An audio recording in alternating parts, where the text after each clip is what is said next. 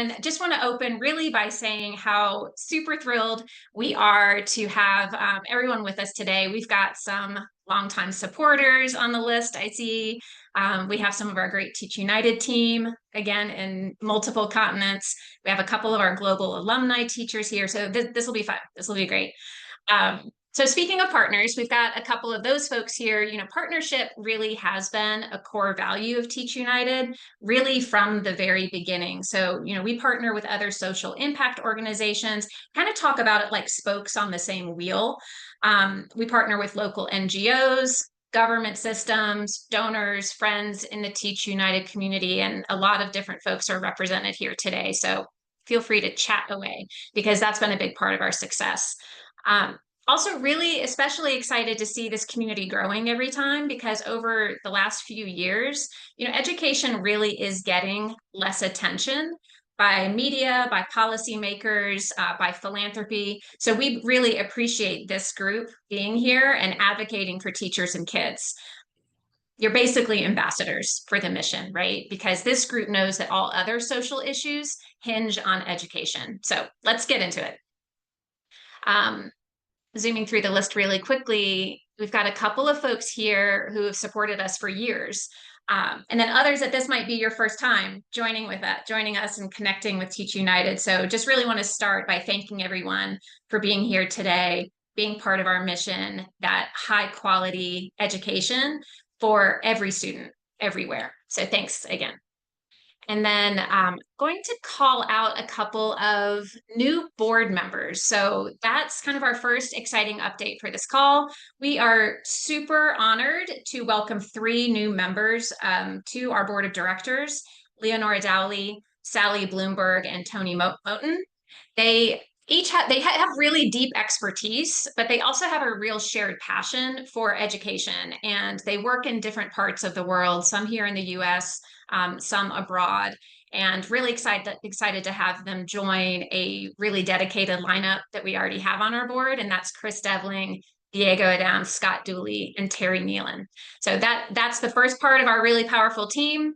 Again, that shared commitment that everybody on this call has about improving education, with a really specific focus on rural and underserved communities. So with that, let's take a look at the rest of our agenda and what we're going to fly through in the next 25 minutes. So you're going to hear directly, my favorite part, honestly, is you're going to hear directly from our leaders in Africa and Latin America.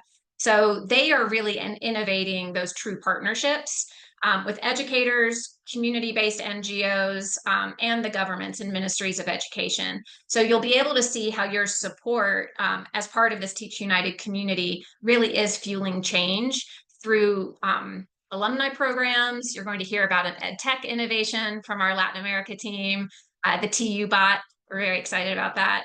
And also new content that we're tailoring our programs to really meet the needs of Indigenous communities in Mexico, the US, and beyond. And finally, we'll give you a behind-the-scenes look at our strategic plans for the future, including strategy to weather the current financial uncertainties by investing in a shared revenue model. So we'll run through all of those. To start, for those that are less familiar with what we do, I want to quickly share just how we approach this massive challenge and really what makes us unique in the education sector.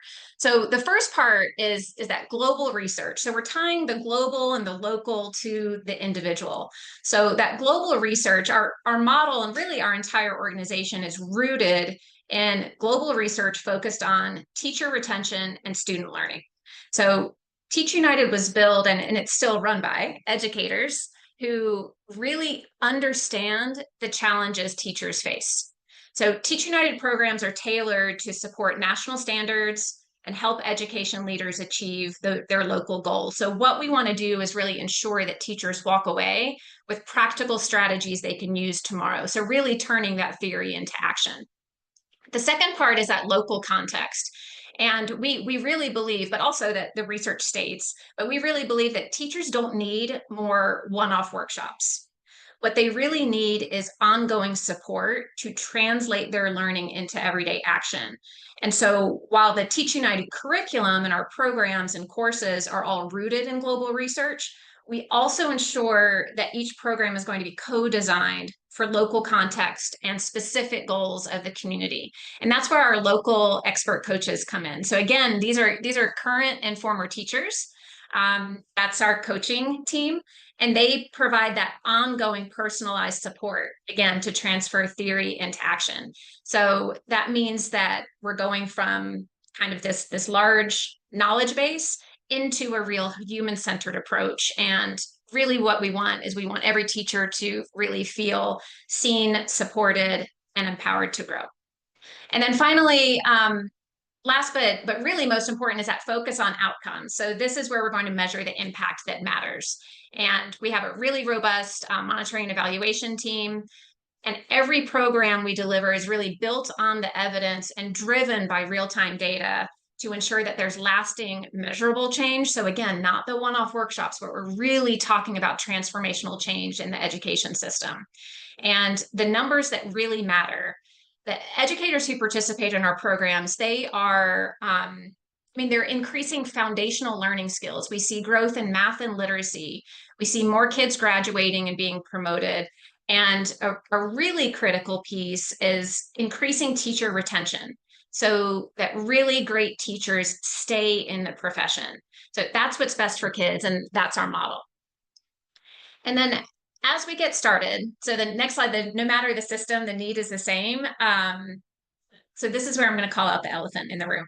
So there's a lot of change in the air in the education sector, both in the US, but also in international development around the world. So one core challenge that brings us all together is that we care, we care about people. And everyone doesn't have to have the same politics or agree on the same policies, but we all care about people. And like I said before, we agree that all other social issues really hinge on education. And that's part of the reason why this community is here, is that we care deeply about teachers and their kids, because we believe that education is what unlocks the potential for all kids and all communities. So we're often asked, and I'm sure it will come up today, we're often asked how we reconcile the huge differences in the global regions where we operate. And the bottom line is that in every region where we work, we face the same core challenge. Teachers want to help every kid succeed. And too often, teachers are facing realities of being under-resourced, lacking the support or training, professional development that they need to really be successful. And they often face professional isolation. So with the support of this group, Teach United's really changing that. And you'll see we're changing it to the tune of 40,000 teachers and over 2 million kids worldwide and counting. So to give you a better perspective of what that all looks like in each region, I'm going to pass it over to Angela. Now, she's our Regional Director of Africa Programs. She's based in Nairobi, Kenya, and she's going to share how her team is really working towards that North Star. Hi, everyone. Greetings from Nairobi, Kenya. Thanks to your incredible support, students and teachers across Kenya, Tanzania, and Zanzibar are thriving, and the impact is real. Our alumni program gave teachers who completed the program a chance to keep learning together. And the results? Teach United alumni schools showed 130% more growth than control schools, with promotion pass rates 48% higher. That means more students are prepared for university education and beyond. In Kenya, we launched an exciting innovation hub in partnership with Jackfruit Finance, where we are learning more about and refining our teacher training model. We are now supporting 100 teachers in 5 low-income schools in Nairobi's informal settlements, reaching over 4,800 students.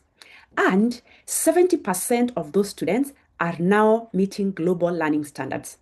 Girls achieved a remarkable 28% improvement in math, significantly boosting their chances of excelling in higher education.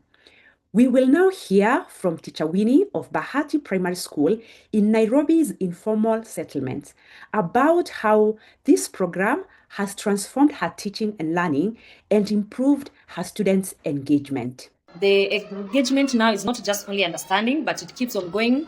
according to level, because now the learners are able to gather information from home, come and engage them, giving out their view, so you can be able to know the learner is not just understanding, but copying there step by step according to Bloom taxonomy. It has been a really good help, and I'm still going to use the technique to improve and also to engage more, because the learner now are able to be creative through their techniques. And I would also like to share the techniques, the voice, choice, and the flipped classroom, because they have really helped my learner, and the learning environment has changed, because now you can see the learner are more engaged, they are more creative, more enjoying the lesson and owning the lesson.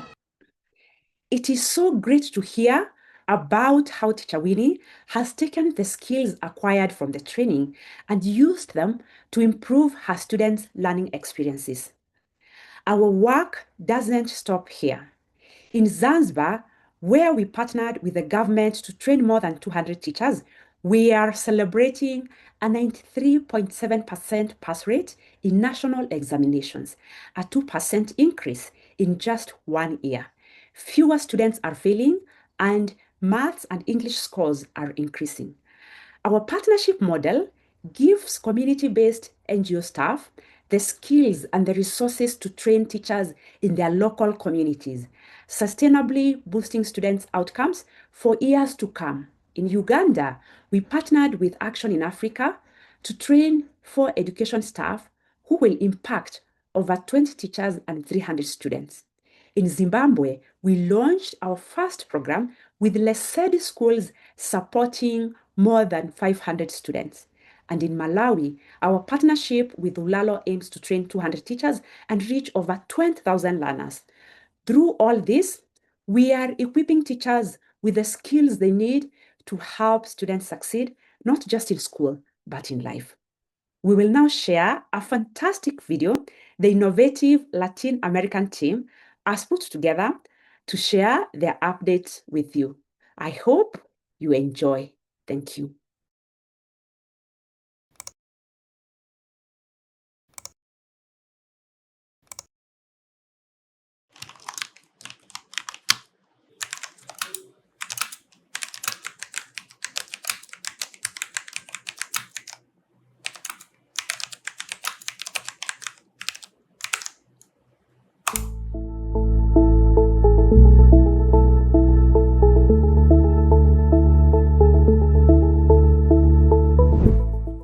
Mentor for Change is a transformative program that strengthens educational leadership in Latin America, empowering teachers and school leaders to enhance the quality of learning through a practical, contextualized, and evidence-based methodology.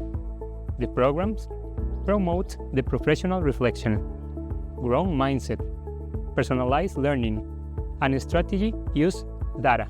More than just training, it provides mentoring experience that fosters more quality, inclusive, and community-engaged of a school environment. Since 2022, thanks to the viable partnership with the Yucatan Department of Education, the program has achieved a closer, more effective, and reliable implementation. This experimentary collaboration has facilitated direct engagement with the teacher and educational authorities, expanding and programs reach and empowering its credibility. Additional, it has enabled more active and efficient administrative management, consolidating a public-private partnership model with a tangible impact in the region's schools. In many schools in Yucatan, the Maya language is disappearing, not because it no longer exists, but because people are beginning to fear speaking it. Many students feel ashamed to speak Maya. A school has taught that Spanish and now English are more important. But Maya is our root. It is the language in which our grandmother's dreams are spoken. The government of Yucatan has begun to transform this reality by placing teachers in schools who speak and teach in Maya. The change is already being felt and heard. Today, in municipalities like Yaskaba, the history is beginning to shift. In 2024, TeachUNITED schools achieved extraordinary progress. Students improved by 57% in literacy and 32% in math, while scores in other schools declined. At TeachUNITED, we support teachers in Maya communities to integrate active, inclusive, and culturally relevant practices. Because Maya is not going backward, it's moving forward with identity. Today, thanks to the joint efforts of educators, the government, organizations like TeachUNITED, and foundations like Kellogg, the Maya language is coming back, being heard again and living again. We are deeply proud of the work with teachers. More and more, they use their creativity to design activities where Maya language has a place in the classroom. And they don't just teach, they help students to live their identity. Every word in Maya that a child dares to speak is a victory. We are giving back to this land a small part of all it has given us. To listen, teach, and speak in Maya is an act of future. Finally, the feedback from teachers has been very positive. They given every score of 9.5 in the evaluations, and shared comments like a great afternoon to share ideas, and I really enjoyed the session. Our team truly believes that motivation, constant support, and new ideas has been the key in the program's success. We keep working with heart and perspective to make the program better every day and to bring hope, learning, and real change to the community that needed it most and had been left behind for too long. Am I on mute? No, okay. I usually mute myself because I kind of talk to myself during the videos.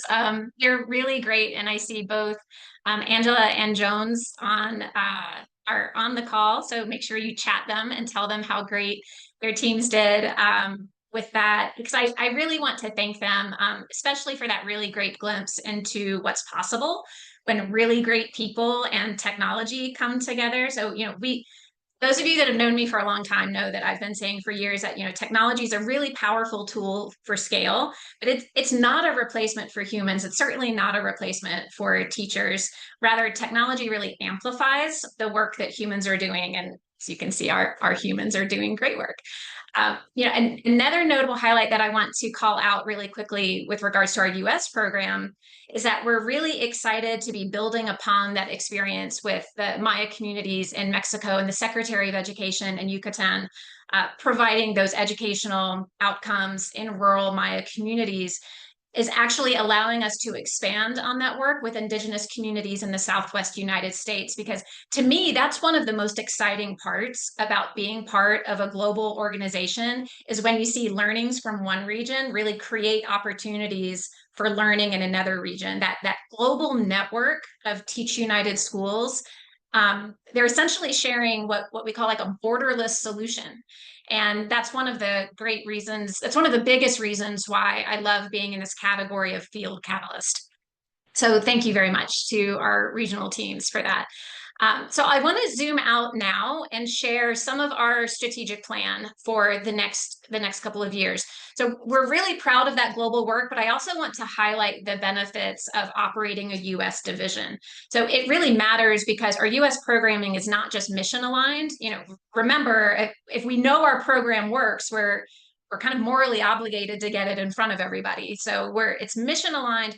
But our US division is also very strategic. So our US work not only allows us to serve under-resourced schools across the country, but it also generates that earned revenue that through partnerships with schools, districts, state agencies, that fee-for-service model is a key part of our plan to subsidize our districts that can't afford to pay for services.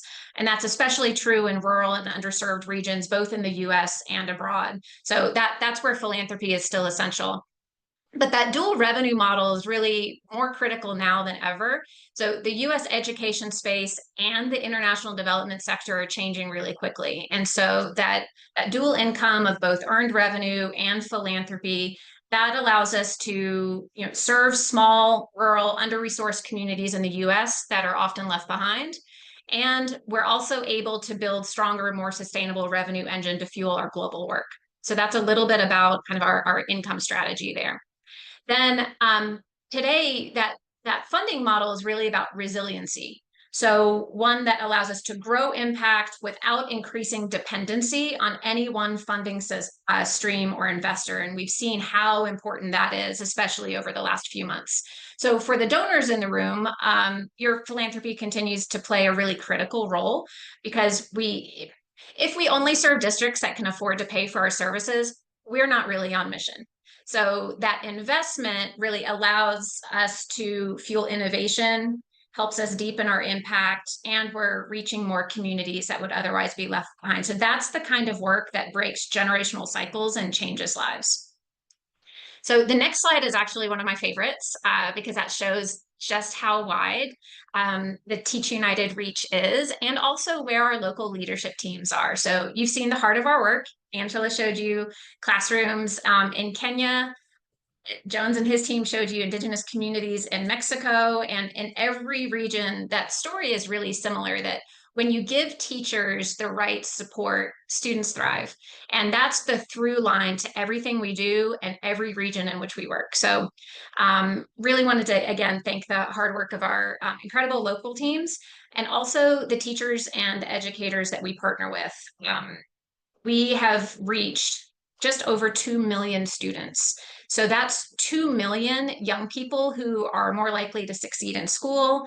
They're more likely to break generational cycles of poverty. And we continually see an especially large academic growth for our girls' programs. And that's important because we know that an increase in girls' learning outcomes has a direct correlation to things like community health, violence prevention, and higher earnings. So that the community here today, we're talking about life-changing work. So our next big milestone, that's part of our update, is 2.5 million students by the end of 2026. That's really soon. But we are on track. We are on track for that. And we do know that hitting that target is going to require hard work, continuous innovation, and strong partnerships. But we are really, really optimistic about it. So then in maximizing your impact, so this is the little financial update here. So how are we funding this? So as I mentioned earlier, we're evolving into more of that mixed income model. So combining the philanthropy with earned revenue.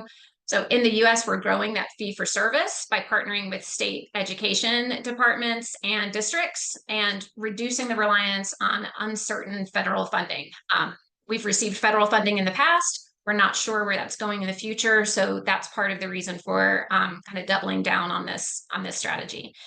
It does mean that philanthropy remains really essential. So that's both for international and domestic programs. That's what allows us to expand into rural and high need areas. And it gives us an R&D space, which is really essential to meet the changing needs of our students, because they're the next generation of workforce. And so we need to keep up with exactly what they need. Our fundraising goal this year is 1.7 million. We're really confident we can exceed that this year. And what that will allow us to do is have cash reserves and ensure that resiliency that I keep talking about, so that even in times of financial or political uncertainty, we can keep serving teachers and kids. And that's what's really important to us in terms of financial planning. So I just have a couple of minutes left. So I want to go through, this is our metaphor slide. So we've just completed projects with BridgeSpan and RippleWorks, and we really leaned into this idea of table stakes. Table stakes is a poker term for those of you that play poker. The metaphor here is that we're referring to kind of the minimum expectations to operate and what we consider to be success. So our table stakes are our 4 strategic pillars. The first one is impact. Impact is king for us. Again, the metaphor. That's why we invest heavily in our data monitoring and external evaluations and ensure every program drives measurable change.